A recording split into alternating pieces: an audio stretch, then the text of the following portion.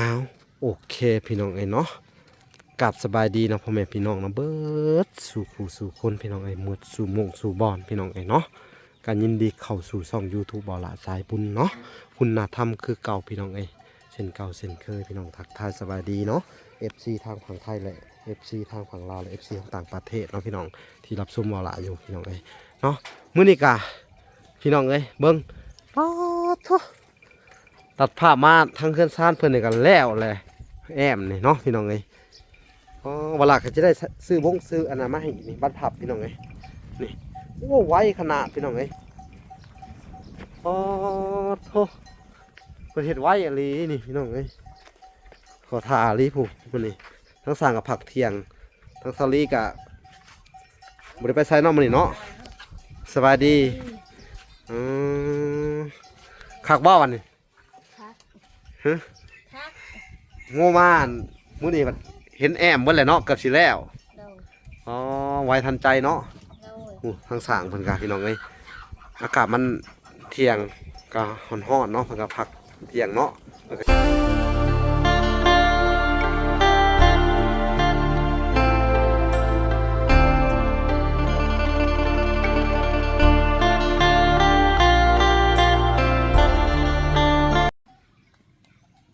อ้าวโอเคพี่น้องเนาะกับสบายดีนะพ่อแม่พี่น้องนะเบิดสู่ผู้สู่คนพี่น้องหมดสู่หมงสู่บอนพี่น้องเนาะการยินดีเข้าสู่ช่อง YouTube บ่อละสายบุญเนาะคุณธรรมคือเก่าพี่น้องเช่นเก่าเช่นเคยพี่น้องทักทายสบายดีเนาะ FC ทางฝั่งไทยและ FC ทางฝั่งลาวและ FC ทางต่างประเทศเนาะพี่น้องที่รับชมบ่อละอยู่พี่น้องเนาะมื้อนี้กะพี่น้องเบิ่งป๊าดโถตัดภาพมาทางเคลื่อนซ่านเพิ่นนี่กันแล้วเลยแอมนี่เนาะพี่น้องเวลาก็จะได้ซื้ออันนั้นมาให้นี่บัตรพับพี่น้องนี่โอ้ไวขนาดพี่น้องโอ้โธ่ประเทศไวอะไรนี่พี่น้องขอทาลีผู้มันนี่ทั้งสั่งกับผักเทียงทั้งซาลีกับบริไปไซน์นอกมันนี่เนาะสบายดีคักบ้าวันนี่ฮะโง่มานมื้อนี้มันเห็นแอมเบิ่นแหละเนาะกับสิแล้วอ๋อไวทันใจเนาะทางสางเพิ่นกะพี่น้องอากาศมันเที่ยงก็ร้อนๆเนาะเพิ่นก็พักเที่ยงเนาะเพิ่นก็เฮ็ดแต่เช้าเด้อผู้โดยกินข้าวกินน้ำแล้วกินแล้วกินข้าวกินน้ำแล้วพี่น้องกินหน่อไม้แกงกะบังกินหน่อไม้เนาะโอ้ดีสร้างเพิ่นกะแกงหน่อไม้กันบ่กินคือกันอ๋อโอ้ดีเนาะคักแล้วพี่น้องแล้วเดี๋ยวสิไปติดตามเมืองสร้างก่อนนึงเด้ออ๋อโธ่ไวเนาะอ๋อสบายดีสร้างสบายดีอ๋อเป็นได้แป้นสิพ่อบ่สร้างกล้าบ่บ่พอแล้วฮะยังบ่พอแล้ว120นี่ได้ตัวนี้ได้บ่พอสิบ่พอตัวอันนั้นโตคันส่วมกล้าว่าจักแผ่นทางบ่พอนี่ยังบ่ทันลายเท่ากันแทงเบิ่งก่อนตะกี้เฮาพันไล่ใส่สำเพื่อนน้องลินดาเนาะมันบ่เหลือเนาะถ้ายังบ่พอก็น่าจะบ่พอ7-8แผ่นหรือ10แผ่นเนาะประมาณนี้เนาะหรือจังไดพี่น้องมาติดตามเบิ่งนำกันต่ออีกแหละพี่น้องข้าสิถามสร้างเพิ่นน่ะถือว่าเฮ็ดว่องไวอะลีนี่เนาะอ๋อบัดยามเฮ็ดก็เฮ็ดไวจนกับมือเครื่องมือเครื่องได้แอมได้ยังเรียบร้อยเบิดเลยจะน้อยก็แล้วตกใจเลยพี่น้องบัดยามชุเพิ่นเฮ็ดก็บ่พอทิศต้องใช้ทิศ1อะลีเนาะเอาพี่น้องประมาณทิศ1นั่นแหละเนาะเพราะว่ามื้ออื่นนี่ทางอันอารุซิ่งเพิ่นสิมาส่งเนาะเพราะว่าล่ะก็ได้สั่งเรียบร้อยแล้วเพิ่นนัดเป็นว่ามื้ออื่นมื้อฮื้อเพิ่นว่าเนาะมื้อฮื้อคือมื้ออื่นเนาะเพราะว่าเฮาน่ะสั่งแต่วานนี่เนาะเพิ่นว่าสิมาส่งแต่เช้าพี่น้องก็ผู้ที่10.4 ล้านทางอันอารุซิ่งก็ได้พี่น้องถือว่า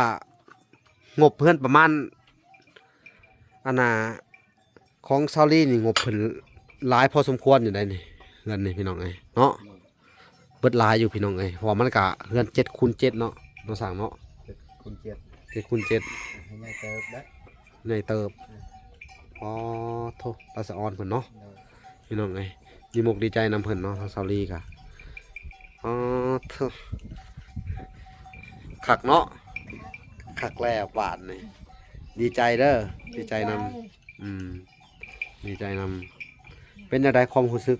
สิแล้วเฮือนแหละมาแต่ละมื้อก็เปลี่ยนแปลงไปตลอดเฮือนซานเนาะ โดยว านนี่ยังบ่ทันได้แอมมันมามื้อนี้แอมแล้วเลย โดย ไวขนาดเนาะ ไว้ สำจรวดจะไปกินหยังมาสร้างก็ได้พี่น้องเอ้ย เนาะมันยามบ่มาก็เงียบกิ๊บพี่น้องเอ้ย คุณเนาะก็ถือว่าที่ผ่านมาก็ทั้งสร้างก็เพิ่นก็เข้าเวียกเนาะพี่น้องเนาะกับปกติเพิ่นเนาะพี่น้องเอ้ยเวียกหลายเวียกบ้านการเมืองนี่แหละพี่น้องเอ้ยเป็นแก้วเป็นดองเป็นหยังอ่ะเนาะ โดย อืมเจ้าเนี่ยเคยไปซอยดองเขาอยู่บ่ เคยไป อืมบางบ่อนได้อซะ บางบ่อนมันบ่เคยไป พี่น้องบ่เขาจักมาเล่า โดย อืมมาเล่าแล้วก็บางเทื่อก็บ่ได้ไปซับมันสิบ่บ่มีเงินเลย เงินมีก็ไปมันบ่มีก็อยู่ บ่มีเงินนี่บ่ไปเลยเป็นบ่ บ่ เอาเลยบ่ไปหาซอยเขาล้างถ้วยล้างจานบ่ได้บ่ บ่ บ่ได้เนาะบ่กล้าไปเลย โดย บัดที่ลูกเจ้าเป็นแก้วเป็นดองเขาบ่มาได้อบัดนี้ แม่นแล้ว บ่มาก็บ่เป็นหยังเนาะ บ่เป็นหยัง ก็เอาแต่คนมาสิเนาะ โดย มันจะบ่เปลืองซีนบ่หรือจังได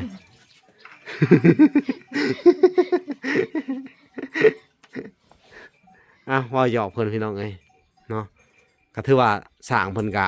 ไวพี่น้องเอ้ยว่องไวหรือทันใจเนาะถือว่าไม้แป้นเนี่ยก็เป็นไม้ย่างนั่นพี่น้องเอ้ย ไม่กู้ ไม้กุ้งกับเนาะไม้กุ้งเนาะอืม เป็นลังนี้และงามกว่า เนาะ แม่น เพราะว่าแผ่นละ80พุ่นได้นี่ฮะสร้างเอ้ยไม้ย่างเพิ่นก็ว่าอันนั้นเอาไม้ย่างไม้ตัวนี้ดีสุดเลยแหละเนาะ แม่น บรรดาแอมพี่น้องเอ้ยถ้าสะอาซีเข้าไปนี่ก็ถ้าว่าเฮือนบ่หัวใส่ได้ฮอด100 ปีพุ่นน่ะเนาะ แม่น ตำหลักน่ะไม้นี่อยู่ได้เขาเป็นพันปีถ้าว่าน้ำบ่ถึกเนาะ แต่ว่า อย่ดักลอย กลัวแล้ว ลอย ถ้าสังกะสีบ่ดอกก่อนเนาะ โดย ส่วนหลายนี่ไม้นี่มันสิสุกโทรมตามอันน่ะ พ้น กระเบื้อง โดย กระเบื้องพาหัวหรือว่าสังกะสีพาหัวใส่มันก็สิหัวไปตาม แม่นแล้ว ผลไปตามกันเวลามันเนาะแต่ถ้าเกิดว่าเฮาเฮ็ดดีๆเนาะบนไหนมันหัวเขาเปลี่ยนได้ฮอดเป็น100 ปีพุ่นแหล้วคือว่าเนาะแต่แทงเสาอิหยังอะไรไปก่อนเนาะอีกอย่างหนึ่งบางเทื่อก็เฮือนชานนี่ถ้าเฮาบ่ทำให้กับพวกคือไปจัดการก่อนอันดับแรกเนาะ อันพวกขึ้นเลยได้แล้ว แล้วแหละแต่อันนี้ก็ถ้าว่าอยู่ได้ประมาณ40-50 ปีนี่ก็โอเคแล้วเนาะ บ่มาเป็นอย่างดอกอันนะ เนาะ ตัวนี้หันเฮาบ่ก่อหันเฮาก่อมันขึ้นทางนั้น เฮาบ่ก่อพื้นนี่เนาะ เลย คือเฮือนเจ้าหาเนาะ เดินก่อเม็ดบ่ ปวกกินจะเบ่เลยเฮือนสร้างเอาไง เฮาก่อบ่คืออันนั้นเด้บ่คือตีน บ่แม่นเฮือนชางเฮือนปู อืมเนาะพี่น้องเอ้ย คุณล่ะเจ้ารักษาบ่ได้แล้วที่เทิงก็มี แสดงว่าตัดสินใจผิดเนาะไปก่อพื้นกันแล้วเนาะ แม่นตะกี้หันเห็นเขาก่อจะก่อเนาะ งองามก่อนี่เขาต้องใส่เสาดินแนะน แม่ ำแนะนำเลยนี่พี่น้องเอ้ยถ้าสิก่อเฮือนใส่เสาดิน ถ้าเสาไม้นี่พระจักว่าจังได๋ก็อยา บ่ได้ พวกนี่มักเถื่อกับมันเจาะกลาง แม่ ตัวกลางเสาขึ้นมา พูดอยู่เทิงมันจะเห็น ก็จังเห็นเนาะมันกินแล้วเพิ่นแล้วจังตื่นเนาะ แล้วจนสว่ามันจะล่นนั่นเลย อื จังเห็น โด เพราะมันเข่าได้มันเข่านี่ เออ เข่ามันกินอยู่ไหนมันออกนอกมันก็หมดเลย พวกมันตัวน้อยพี่น้องเอ้ยเนาะอ๋อโธ่พี่น้องเอ้ย นี่เสาดิน ถือว่าขอบใจเด้อสั่งเด้อถือว่าเฮ็ดไวอีหลีเนาะเล่งมือใส่เนาะคือว่าเมื่อวานเนี่ยกบแป้นเบิด80แผ่นเนาะสร้างเป็นคนเฮ็ดผู้เดียวอันน่ะตอกอันน่ะเนาะ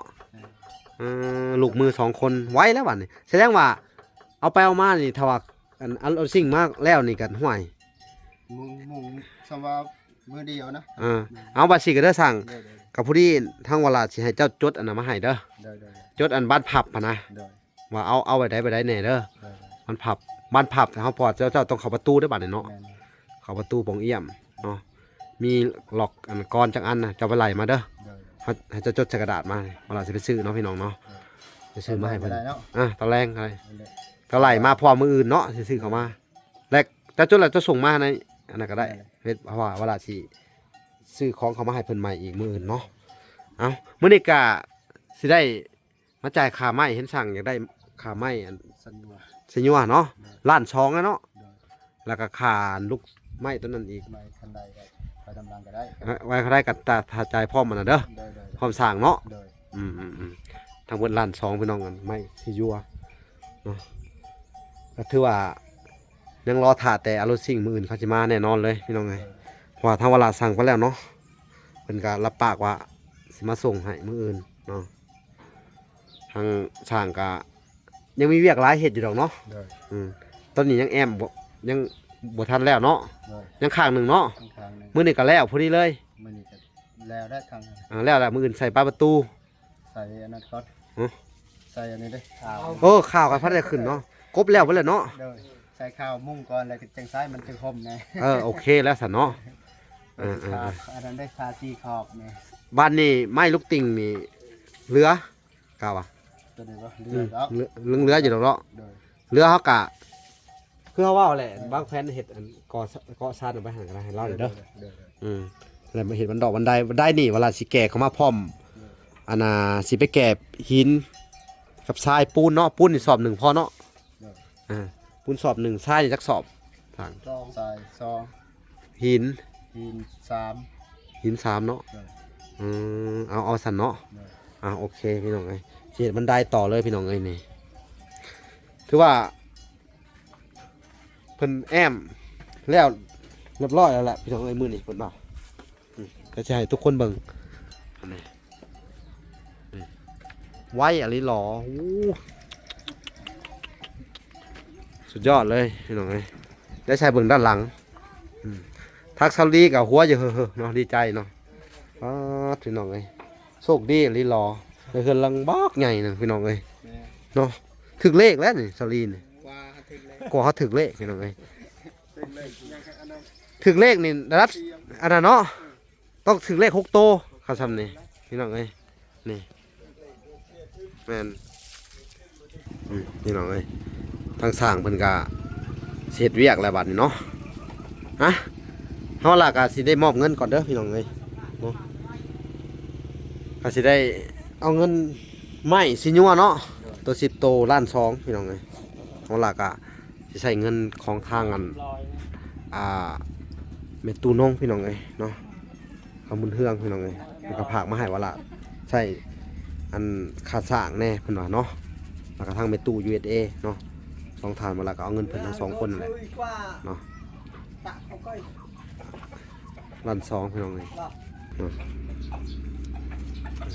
ขาไม้อันนี้ขาไม้มันยังบ่พอพี่น้องเอ้ย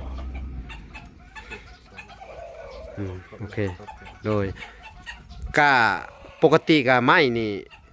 เวลาเคยสั่งแต่ว่าแป้นปูนี่เป๊ะเนาะ โดย บ่เหลือเลยแป้นปูผู้ที่เป๊ะเลย ดีเป๊ะเลย บ่พอช่างเอาเป็นแอนเซาจากแผ่น10แผ่นนะ ฮะ เอาเป็นแอน 10แผ่นโอ้แสดงว่ามัน7คูณ7มันสิออกอีกเนาะ โดย ออกอีกประมาณเป็นเมตรผู้เนาะ ใหญ่กว่าเงิน โอ้ใหญ่กว่าเฮือนนั่นน้องลินดาพี่น้องเอ้ยแสดงว่าสั่งไม้มันนี่ไม้แป้นนี่มันยังบ่พอได้เป็นแอมเลยเนาะแล้วพี่น้องเอ้ยก็บ่เป็นหยังพี่น้องเอ้ยทางเวลาก็อันน่ะเพิ่นก็ฝากมาให้อยู่พี่น้องเอ้ยเงินสำรองค่าแม่ตู้นงเนาะเพิ่นก็ฝากมาให้แล้วนะเวลาก็จะเอามายังบ่พอกับประมาณ10แผ่นเนาะประมาณนี้แหละเอาก็สิสั่งมาให้เพิ่นเลยให้มันพอพี่น้องเอ้ยเนาะแต่ว่าเฮ็ดไปก่อนเด้อสั่ง โดย เฮ็ดว่าแต่ว่าอะไรเบิ่งคำนวณเบิ่งว่ามันบ่พอจากแผ่นนะเพราะว่าเฮือนมันแต่เพราะว่าการที่มันกว้างออกเนาะ โดย เฮาก็คำนวณบ่อยากถึกนะปกติคำนวณ7คูณ6อันนี้มัน7คูณ7มันก็เลยแบบเดียวกับอลูซิ่งนั่นแหละเนาะปกติก็ราคาหม่ง9ล้านเขามาส่งอันนี้มันเพิ่มขึ้นไปอีกเนาะก็คือเขาเว้าแหละถ้าเกิดใหญ่ขึ้นจะได้งบประมาณก็สิขึ้นส่ำนั้นเนาะ แม่ ขึ้นไปเรื่อยๆงบประมาณก็ได้พี่น้องเอ้ยเนาะนี่แหละพี่น้องเอ้ยถือว่าใหญ่เลยนี่เฮือนนี่บ่ได้ธรรมดาได้มานั่งเบิ่งแล้วเนาะใหญ่กว่าเฮือนสร้างอันในบ้านอีกเนาะเฮือนในบ้านก็เก้าเสากันเนาะแต่ว่าของเพิ่นน่าจะเป็น 6คูณ6เนาะ 6คูณ6 พี่น้องเอ้ยคือว่าซาลีใหญ่กว่าพี่น้องเอ้ยอ๋อโธ่พี่น้องเอ้ยงามพอเห็นแล้วล่ะก็ได้ขนาดเบิ่งๆกันนะคร่าวๆเนาะทาสีเนาะถือว่าดีใจนำเพิ่นทางซาลีกันเนาะพี่จะให้สร้างมันเฮ็ดเวียกต่อพี่น้องเอ้ยบัดนี้บ่รบกวนเด้อสั่งเด้อโดยเอาขอบใจหลายๆพี่น้องเอ้ยสิเข้าไปหาเจ้าของเฮือนอีกนั่นนึงเนาะคุณเจ้าของเฮือนก็ได้โอ้เอาอีหยังน่ะฮะถุงเขียวๆฮะ มันขาดเที่ยว จะขาพี่อ่ะโอ้เอาไปขาไป เจอเรียบร้อยเลย เอาไปขาพี่อ่ะมันพี่น้องเอ้ยเพิ่งกันไปซื้อยาขาพี่อ่ะมาเลยเห็นได้ขาพี่อ่ะนี่เห็นไปเบิ่ง 5,000 ถุง5,000เอาไปส่งหรือดื่มบ่ฮะให้พี่ดื่มหรือคนดื่มมา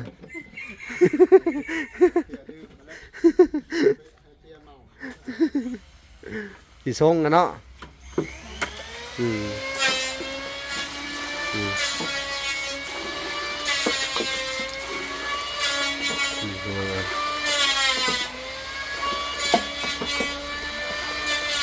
จะเอาไม้คนเอาเด้อไงนั่นแหละก็นี่บัวนี่หดเอาเนี่ย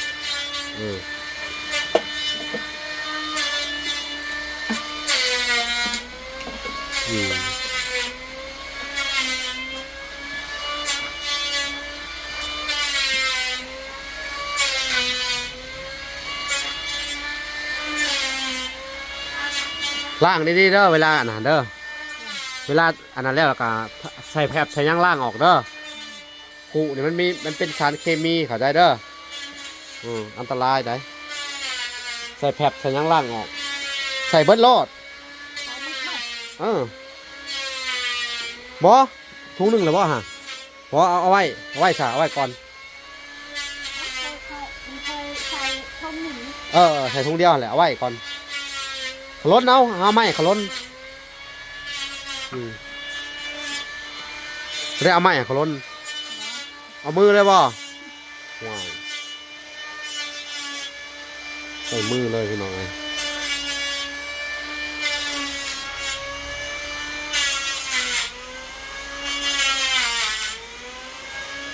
มาแรกไม่จะหด มือแรกนะคือว่าเป็นคนตอนนี้เลย เพราะตอนนี้จะ มัน ตาย เพี้ยตาย มันแดงมันแห้งเขาก็ได้ เพี้ยน่ะตาย นี่มันกลัวเนี่ยมันตาย บ่ตายยันเพี้ยเนี่ยมันแดดมันแห้งตายไปโลด อ้าวอันนี้ ฮะ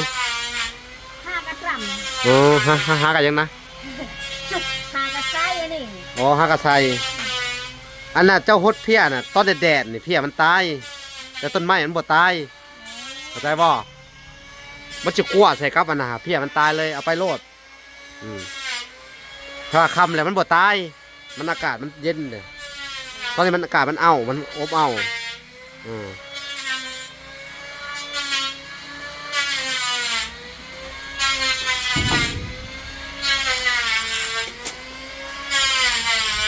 เอาใส่บัวฮะ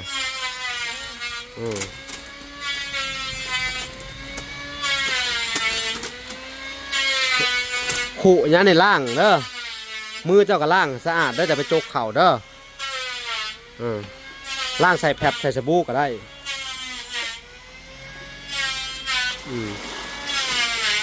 ปกติขาเพี้ยก่อนพี่น้องไอ้วันนี้ทางซอรี่ตักเอานี่ตักใส่นี่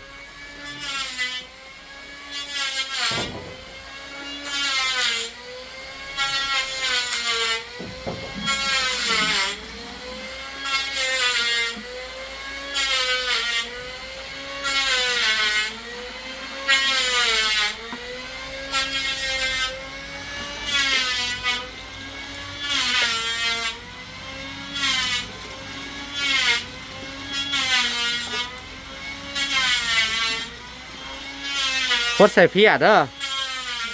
พดใส่เพี้ยฮะพอไปพดลองมันดูวันนี้พดใส่กระโตเพี้ยฮะ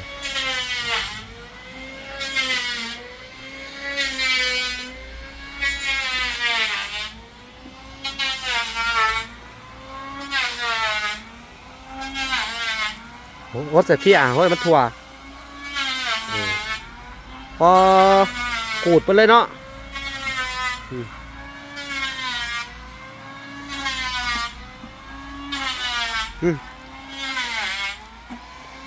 ก็กูดไปเลยพี่น้องเอ้ยนี่มีเทิงผูมีเทิงผู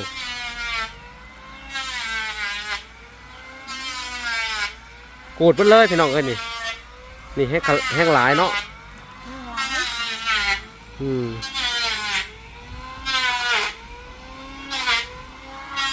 พี่น้องเอ้ยหมกทั่วคนในใต้ไปเลยแหละพี่น้องเอ้ยนี่พักผลงามพี่น้องเอ้ย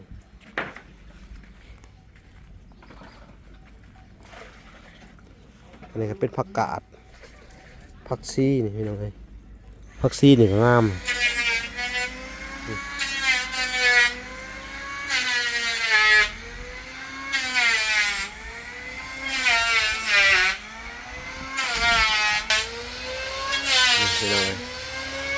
โอเคเช้าวลากะ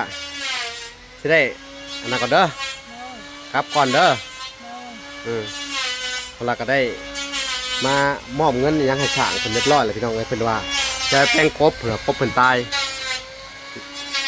เด้อโอเคพี่น้องเอ้ยนี่แหละเงินชาญเพิ่นครับสิประมาณนี่แหละพี่น้องเอ้ยเนาะก่อนอื่นเบิดก็ต้องขอบคุณทางอันแม่ตู้นงตำบลเทืองเนาะและ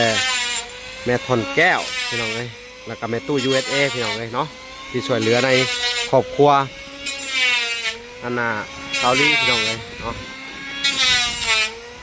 โอเคพี่น้องพบพ่อกันใหม่เนาะคลิปหน้าพี่น้องคลิปนี้เขากล่าวคำว่าสบายดีและสวัสดีพี่น้องเอ้ยโอเคบ๊ายบาย